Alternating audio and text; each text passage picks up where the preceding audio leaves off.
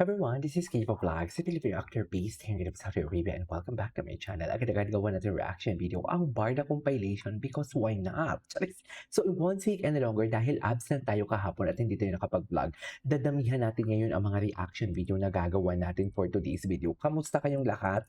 Okay pa ba? Nakakahinga pa ba? Naku, sinasabi ko sa inyo, walang babaan sa barko ha for today's video. Walang babaan sa barko.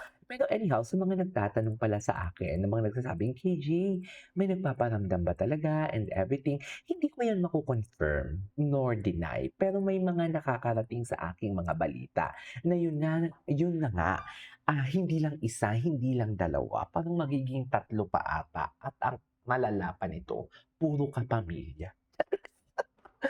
Yan talaga ang malala for today's video, puro kapamilya. Pero hindi naman natin masasabing, pinupurmahan or what. Wala tayo doon sa posisyon na yun para sabihin yun, okay? Ang masasabi ko lang talaga, saan siya dalahin? 'Di ba? Saan siya dalahin for today's video? Basta ako, naniniwala pa din ako na hangga't walang ikinakasal, barda pa din talaga ako. Sa totoo lang, doon lang din naman talaga tayo masaya. Actually, yan lang din naman talagang ipinaglalaban natin dito Sa totoo lang. Yung tipong, alam mo yung, ano ba, may project pa ba? Kung walang project, pero bakit patuloy sinisiraan? May humahadlang pa? Ano pa ang maaasahan ng Barda fans? Kasi alam mo, open-ended ang Barda Doon pa lang sa Maria Clara at Ibarra, masasabi mo na talaga na, open-ended siya. Wala pa siyang ending talaga. Yung project nila, wala pa. Kung ang project nga, wala pang ending Sila pa kaya? Kaya ngayon pa lang, nag-aano na sila, yung damage, inuumpisahan na nila. Charis! Yung demolition job, inuumpisahan nila. Kasi may gusto talaga silang love team. Itong mga basher na to, may gusto talaga silang love team na ilalayag for today's video. Yun lang talaga yun. At ang Ginoo, may kasamang espesyal na babae sa Jakarta. Ay! Sino? Yung syupatembang niya. Charis! Yung kapatid niya po, opo, oo, kasama niya doon for today's video. So wag kayong wag kayong mag-etchos garbanzos diyan, wag kayong what do you call this, maapektuhan, baka may lalabas na naman ng mga chismis and everything. Naku, hindi na kayo hindi na kayo nasawa diyan, hindi na kayo tipong nasanay diyan. Ang mga nila, ang mga what do you call this, ang kanilang mga script is pare-parehas lang din naman talaga. Sa totoo lang, kung hindi sila magsasang-ayon kay Ginoo, aawayin nila si Ginoo. Parang, saan ba talaga dalahin? Saan ba talaga tayo papunta nito? Anyways, agawan natin ito ng reaction video, ang Barda compilation. So without further ado, let's start this. Ay, story to ni Barbie ng nakaraan Ay, ano to? Ay, hala. At ang mga friends nga. Charis, support ang mga friends for today's video. Charis. Support na ba ang mga friends natin for today's video? Support na ba?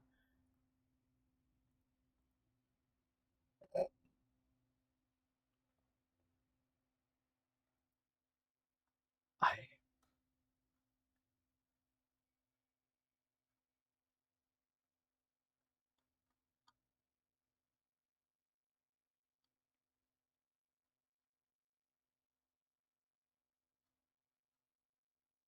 okay. Anyways, ay, hindi napanood na natin 'to Ay, ito na.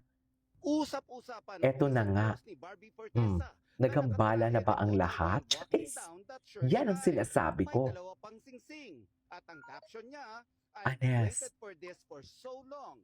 Oh, Nobody can ruin my big day. With a ring emoji pa. taray ni Barbie Naintriga doon. dito ang netizens, lalo na ang mga friends ni Oo. Barbie. Mga Naging isyumera din kasi congratulate mga na sa kanya Hulutan. ang Diyos ko, real na real bridal glow ni napaka Barbie. halata Kasabay naman dito na talaga ang na kanyang it's for the upcoming movie na movie. Saving Cherry. 'Di ba? Busy rin si Barbie sa upcoming series na Honor Thy Mother, kasama si megastar Sharon Grabe. Cuneta, John Kaya pala Estrada wala at ng Camille panahon kay Ramos. Ginoo for today's video. Kasi busy na. Charis! Pero kapag off-taping, aside from Ay, running, cafe nag-running hopping siya. at food trip, nanonood ng theater plays si Barbie. Napahanga si Barbie sa galing ng paglalahad at kabuluhan at halaga ng theater plays sa ating bansa. Actually, true. It was so funny that you have to take it seriously. That's all I have to say. The rest, you just have to see for yourself. Ayon sa Kapuso actress, isa sa mga dati niyang pangarap ang umarte sa teatro. I just need to gather more courage and confidence maybe.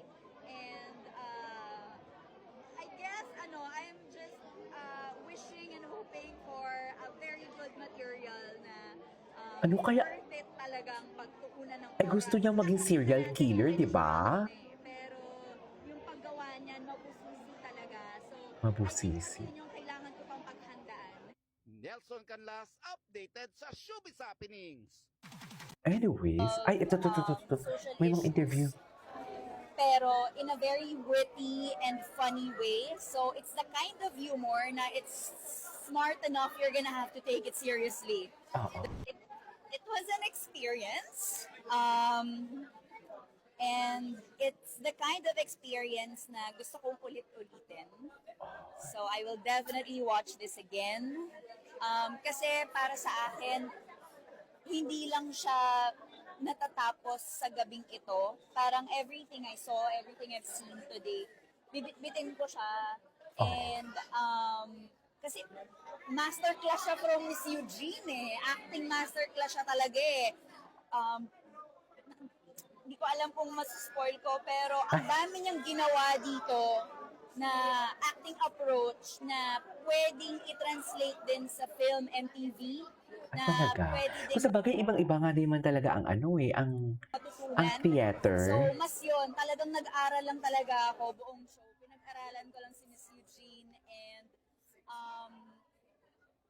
in terms of story and the playwright, Oo, kumukuha wala siya ng akong idea. masabi. Again, I am here because About sa my acting skills. very brilliant director turned good friend, Direct Chris Martinez, invited me to be here tonight, and I'm so grateful for that. Sobrang galing kasi they were able to tackle a lot of social issues, pero in a very witty and funny way. So it's the kind of humor na it's smart enough you're gonna have to take it seriously. Diba?